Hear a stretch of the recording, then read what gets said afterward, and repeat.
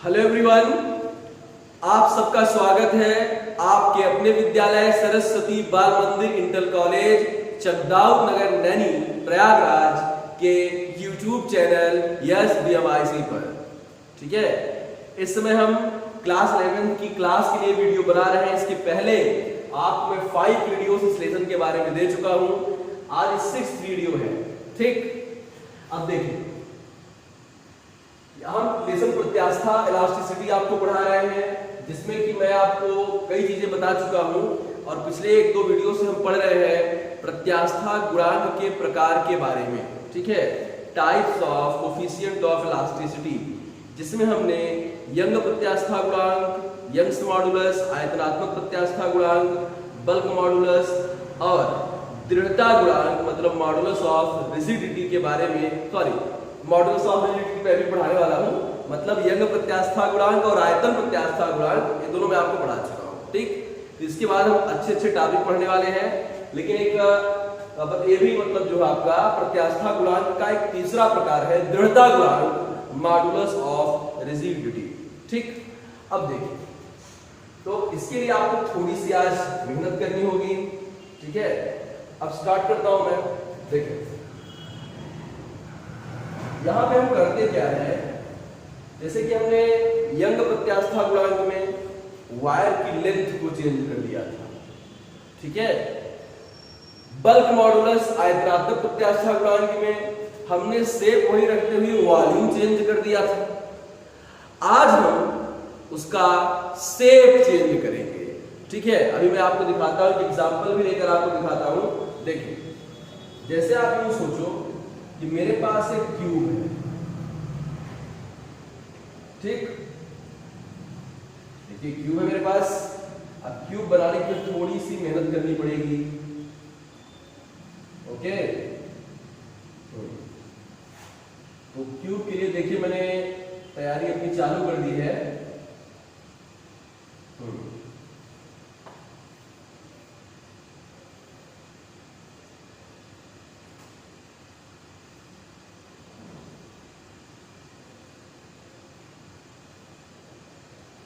ये देखिए आपका है, शुरू कर रहा हूं मैं। A B C D E, देखिए E F G H। ठीक, अब देखिए, जैसे आपको एक बात बताऊं मैं, एक मैं बुक लेके आपको एग्जाम्पल देता हूं। देखिए, जैसे मैंने एक बुक उठाई है यहाँ। ठीक है, आप जरा देखो इसे सामने से आपको यह रेक्टेंगल दिख रहा है ना, एक रेक्टेंगल है, इसमें बहुत सारे ऐसे पढ़ते हैं। ठीक है ना, बहुत सारे पेजेस हैं। ठीक है, तो मान लीजिए भाई ये तो पूरा एक बराबर है, इसकी लेंथ ब्रेड्थ मतलब हाइट, लंबाई, चौड़ाई, ऊंचाई सबके सब बराबर है। मैंने जो लिया है आपको समझाने के लिए इसे उठाया है। आप जरा सोचो कि अगर मैं इस पर एक ऐसे टेंजेंशियल फोर्स लगाऊं, ऐसे नहीं लगाऊंगा मैं, ऐसे इसको टच करता हुआ, तो जरा आप इसके शेप पर गौर करिएगा। इस पर मैं ऐसे फोर्स ऐसे लगाऊंगा ऐसे, तो ये ऐसे निचला वाला मान लीजिए कि फिक्स रहेगा। ठीक है, तो उस कंडीशन में जब मैं इस पर ऐसे फोर्स ऐसे लगाऊंगा, ठीक है, तो आप देख रहे हैं कि जो रेक्टेंगल है, मतलब जो आयत था, वो समांतर चतुर्भुज की डिजाइन का बन जाएगा। मतलब जो ऊपर वाला पेज है देखिए आगे भाग गया है। ठीक है ना, आगे भाग जाएगा। जो उसके नीचे वाला है थोड़ा कम भागेगा, जो सबसे नीचे वाला है वो रुका हुआ है। तो जो ये सामने से आपको आयत दिख रहा है, ये समांतर चतुर्भुज का शेप ले लेगा। ठीक, अब देखिए, तो उसमें जो है आपका, तो उसी तरह से अगर मैं इस पर एक फोर्स लगा रहा हूं, इस पर मैं एक फोर्स लगा रहा हूं, तो ध्यान दीजिएगा कि अब यहां से जैसे कि अब सामने से ऐसे जो ऊपर वाला सरफेस है, इस सबसे ज्यादा भाग जाएगा। ठीक, ध्यान दें। अब जो है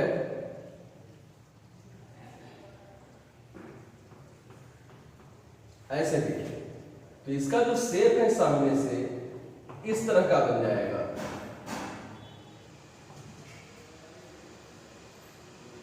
ठीक,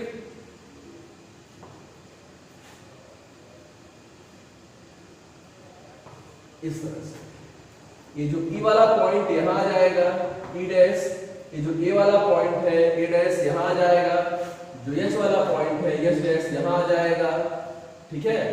अब देखिए, और ये जो D वाला पॉइंट है D डैश यहां आ जाएगा। मतलब जो शेप इसका पहले हमें इस तरह का दिखता था, वह शेप हमको इस तरह का दिखने लगेगा। और एक चीज है कि जैसे ही हम अपने क्यूब को बहुत सारी परतों में बटा हुआ मान लें, तो जो परत सबसे ऊपर थी वो सबसे आगे चली गई है, जो उसके नीचे थी, हाँ, जो और उसके नीचे थी, जो और उसके नीचे थी, ठीक है ना, वो जो जितने ऊपर है वो उतना ही डिस्प्लेस हुई है, और जो जितने नीचे है वो कम डिस्प्लेस हुई है, और जो सबसे नीचे वाली है इसे हमने फिक्स रखा हुआ है। और हम मान लेते हैं कि यह इसकी जो एरिया है आपका वह कैपिटल ए है। इस कंडीशन में जो प्रतिबल उत्पन्न होगा, जो स्ट्रेस उत्पन्न होगा, उसे हम अपरूपक प्रतिबल बोलेंगे। जो विकृति पैदा होगी उसे हम अपरूपण विकृति बोलेंगे, ठीक है। और जो प्रत्यास्था गुणांक हमें प्राप्त होने वाला है उसे हम बोलेंगे दृढ़ता गुणांक या मॉडुलस ऑफ रिजिडिटी बोला जाएगा, ठीक है। अब देखिए, तो मैं स्टार्ट करता हूं। यहां पर हम मान लेंगे कि अब यहां पर हम क्या कर रहे हैं, देखिए, माना घन A B C D E F G H के पृष्ठ, नीचे वाला पृष्ठ बी सी जी ई को स्थिर रखकर पृष्ठ ए डी एच ई के ए क्षेत्रफल पर, हम इसका एरिया ए मान रहे हैं, ए क्षेत्रफल पर, ठीक है, स्पर्श रेखीय बल F लगाने पर, ठीक है जी, लगाने पर घन की नई स्थिति, घन की, देखिए, घन का नया रूप लिख लीजिए, घन का नया रूप A dash B C D dash, ठीक है, डी डैश के बाद E dash F G H dash है, ठीक है। अब देखिए इधर, ये बहुत इंटरेस्टिंग जा रहा है आपका, इसके पर बराबर आप अपना कंसंट्रेशन बनाए रखिए। इतना मैंने माना आज आप लोगों के लिए दिया, ठीक है, वैसे नोट्स आपको प्रोवाइड की जाएगी। अब देखिए, तो विकृति कैसे निकालेंगे हम। एक चीज है, जो ए वाला त्रिभुज है, ये जो बना हुआ है, इसमें आप जरा गौर से देखो, जैसे यह ऊपर वाला परत है, एक परत यहाँ होगी, एक परत यहाँ होगी। अगर आप इसे थीटा मानते हैं तो tan थीटा बराबर लंब बटा आधार, tan थीटा बराबर लंब बटा आधार, tan थीटा बराबर लंब बटा आधार। तो इसका मतलब इस समरूप त्रिभुज है, ठीक है। तो यहाँ पे tan थीटा की वैल्यू चाहे आप ऊपर से निकालो चाहे नीचे से निकालो, सबके लिए बराबर आएगा। अब देखिए, तो जो आपका अपरूपक प्रतिबल है, ठीक है ना, अपरूपण विकृति है, अपरूपण विकृति, या पहले आप अपरूपक प्रतिबल निकाल लो। अपरूपक प्रतिबल, जो अपरूपक प्रतिबल आप जानते हैं बल बटा क्षेत्रफल। आपने F बल लगाया है जिसके एरिया पर, आपने F बल लगाया है इसके एरिया पर, तो F आप इधर लगाया है, तो ये कि F अंदर भी इधर पैदा हुआ होगा अपोज करने के लिए, हम उस F की बात करते हैं। ये आपका हुआ F। उसके बाद अपरूपण विकृति, अपरूपण विकृति जो है आपका किसी परत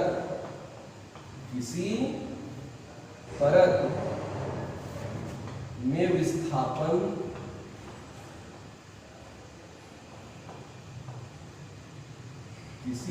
विस्थापन बटा उस परत की स्थिर पृष्ठ से दूरी, स्थिर पृष्ठ से दूरी।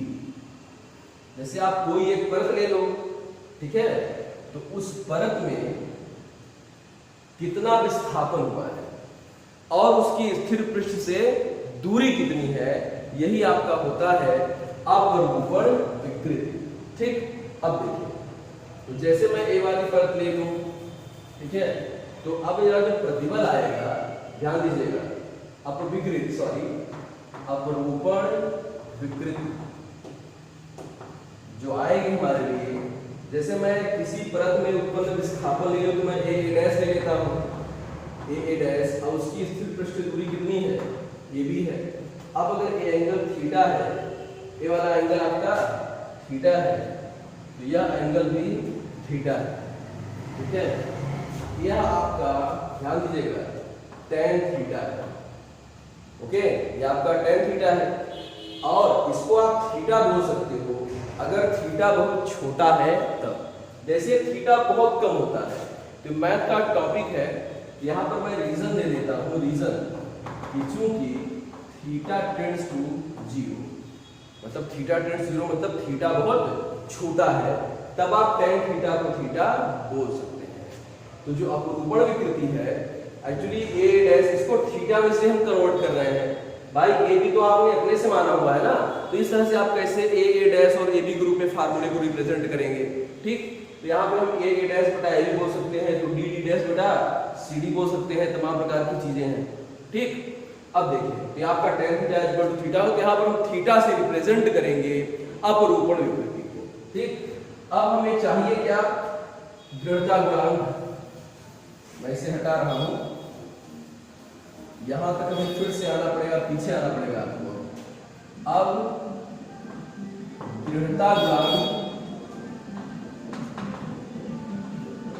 नीचा इक्वल टू अपरूपक प्रतिबल बटा अपरूपण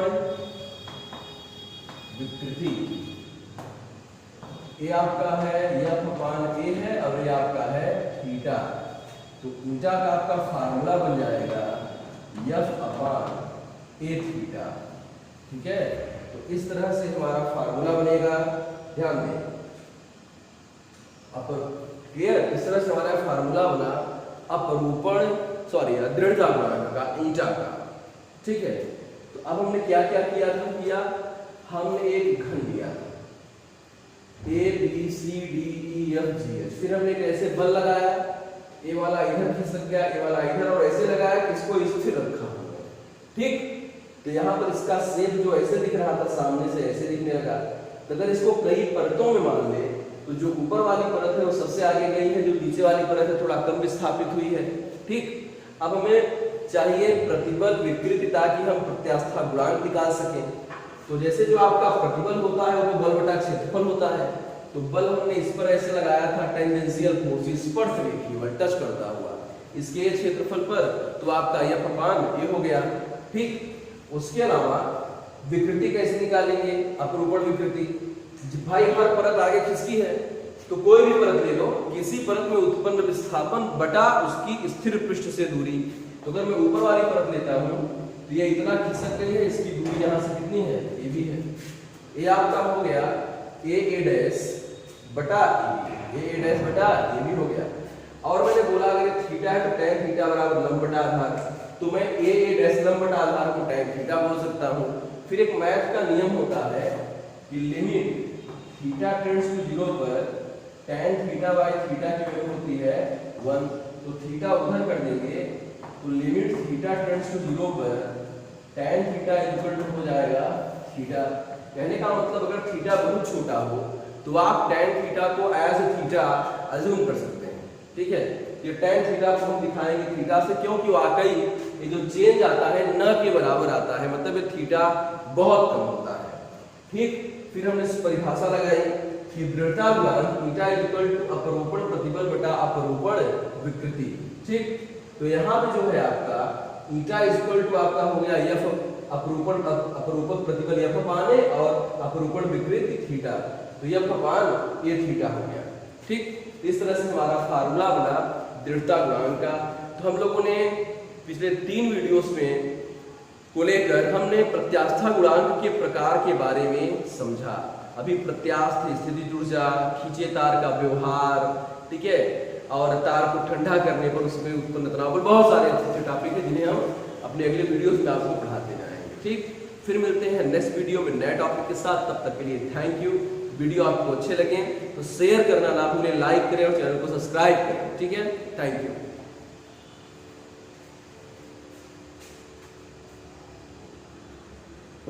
पूरा हो गया।